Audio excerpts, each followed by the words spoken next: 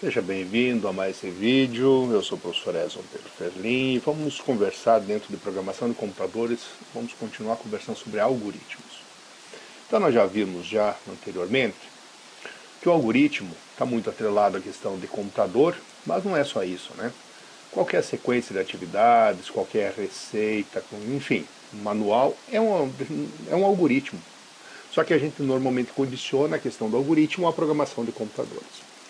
Então, para a gente ver como isso seria em termos de programação de computadores, vamos pegar um exemplo. Vamos fazer um algoritmo para a resolução de equações de segundo grau. Então, todo mundo que já fez matemática já conhece essa famosa equação de segundo grau. Tá? Na equação de segundo grau, nós temos aqui os coeficientes A, B e C, e por meio desses coeficientes nós vamos achar na realidade duas raízes para a equação. Então nós vamos achar uma raiz, vamos chamar de x1, e vamos encontrar uma raiz x2. É sempre assim a sistemática que nós vamos adotar. E como a gente vai fazer isso? Então, para a gente fazer isso, vamos primeiramente entender. Nós vamos primeiramente utilizar para isso a fórmula de Bhaskara. A fórmula de Bhaskara utiliza esses coeficientes para obtenção das raízes. Então, a fórmula de Bhaskara é essa que está aqui no slide, né? E se nós observarmos, nós temos as duas raízes possíveis.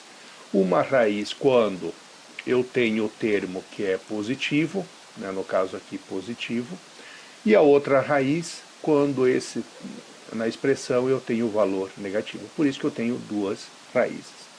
Então, para esse caso, né, eu tenho o quê? Então, para esse problema eu tenho as entradas que são A, B e C, que são os três coeficientes, e a saída para esse meu problema são as duas raízes. Então, eu tenho o meu problema, são as três entradas, A, B e C, os coeficientes da equação, a saída são as duas raízes, e o processamento é esse cálculo envolvido para se obter as raízes da equação usando o Bhaskara.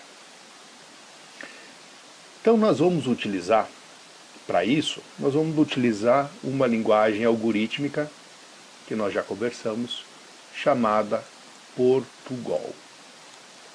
Então, é um algoritmo escrito, estruturado, usando o português. Então, olha só o que nós temos. Então, aqui foi feito várias versões, para a gente poder entender passo a passo como é que a gente pode ir refinando um algoritmo. Mas esse algoritmo aqui é um algoritmo, vamos chamar assim, a primeira versão, um algoritmo básico. Então aqui nós temos, nessa linguagem, nós temos aqui o que a gente chama de comentários, né, que são essas barras aqui, a gente chama de comentário. Então tem um comentário dizendo que é algoritmo, versão 1, e aí começa o algoritmo fazendo o quê? Declarando as variáveis. Então no caso, as três variáveis, os três coeficientes A, B e C, eu declarei do tipo inteiro, ou seja, são variáveis que só recebem números inteiros, ou seja, números sem vírgula.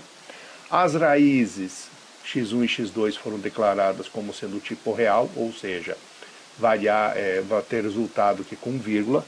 Então aqui na verdade eu estou fazendo uma definição das variáveis que eu vou utilizar no meu algoritmo. Aí eu já começo a estruturar o meu programa. A primeira coisa que eu tenho que fazer é fazer a leitura das variáveis. Por isso que eu estou usando aqui leia, o comando leia. Então aqui eu estou fazendo a entrada dos dados, ou seja, a entrada dos coeficientes A, B e C. Na sequência, eu já tenho aqui o cálculo das duas raízes. Veja que basicamente a variável x1 vai receber o valor daquela expressão matemática que nós vimos no slide anterior. A mesma coisa vale para o x2, também um cálculo matemático. Isso é o que a gente chama de processamento.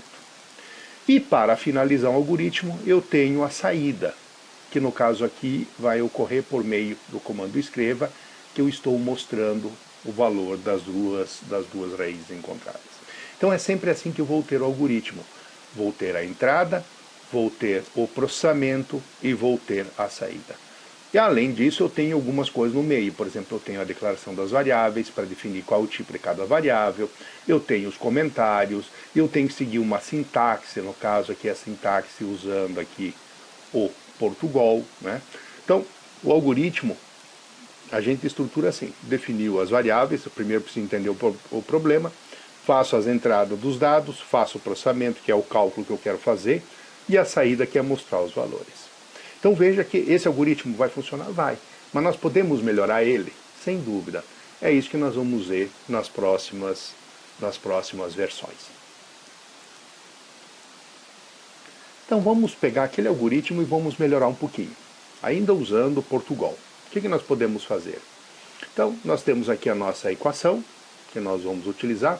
Se nós percebermos nessa equação, eu tenho esse que está nessa caixinha, eu tenho esse componente aqui da expressão matemática, que ela se repete, não é isso? Se repete para ambas as raízes. Então o que eu posso fazer? Eu posso, da mesma maneira, fazer ali, começo fazendo os comentários, faço a declaração das variáveis, e agora eu criei uma outra variável chamada delta, que delta vai ser esse cálculo aqui, delta vai ser esse cálculo intermediário. Aí eu faço a entrada dos valores por meio do leia. Aí eu faço o cálculo do processamento, que no caso eu já vou calcular o delta, que é essa raiz aqui, essa parte destacada. Aí eu faço propriamente o cálculo das duas raízes x1 e x2. Aí eu mostro o resultado, que é a saída, e eu tenho o meu algoritmo finalizado. Nós podemos melhorar ainda mais esse algoritmo. De que maneira? Nós podemos, da mesma maneira, nós declaramos aqui as variáveis, nós temos aqui a declaração das variáveis, tenho a entrada, que é o leia, tenho aqui o processamento, que é todo esse trecho aqui. Só que agora em destacado em vermelho, o que foi feito na verdade? Nesse destacado em vermelho, foi testado esse valor do delta. Se o delta é menor que zero, seu delta é igual a zero ou seu delta é maior que zero. Como nós sabemos lá da matemática, seu delta é menor que zero traz o que a gente chama de raiz imaginária. Não é que ninguém imagina ela, não. É que utiliza valores dentro do conjunto numérico chamado números imaginários. Se o delta é igual a zero, quer dizer que eu só tenho uma única raiz. E se o delta for maior que zero, aí sim, efetivamente, eu tenho, no caso, o cálculo das duas raízes. Isso nós já sabemos da matemática. E é isso que a gente transferiu aqui em termos de Portugal. Então veja que aquele primeira versão a gente foi refinando, já colocamos o cálculo do delta separado, porque isso já economiza processamento. Agora aqui nós já colocamos os ifs, nós já colocamos aqui os ifs, que são os Cs, né? Que são as condições de teste para a gente saber se é menor ou igual ou maior que zero. Em função de ser menor ou igual ou maior que zero, a gente faz coisas diferentes, mas sempre seguindo a lógica: entrada, processamento e saída.